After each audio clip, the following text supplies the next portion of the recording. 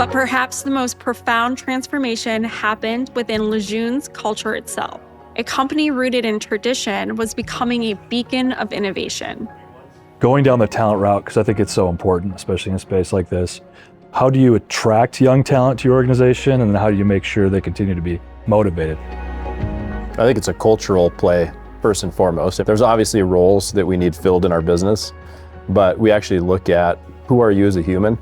What do you dream about? How do you want to live your life? How do you want to grow and develop as a contributing member of a team?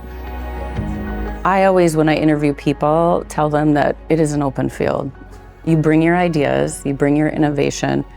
They're the ones doing the job. We take those ideas and we run with those, and we just let people have an open field of, hey, this isn't a status quo job, you just do your job. There's more opportunity here if you want it. As part of API Group, LeJeune's drive to challenge the status quo is more than a mindset. It's a movement. Across this collective of innovators, a shared belief in empowerment and transformation fuels a culture where bold ideas don't just happen, they're expected. This openness to ideas, this hunger for innovation, it's not what you'd expect from a steel company. But then again, nothing about LeJeune's transformation has been typical. From paper trails to digital platforms, the pace of change is accelerating, but the American spirit of innovation remains constant.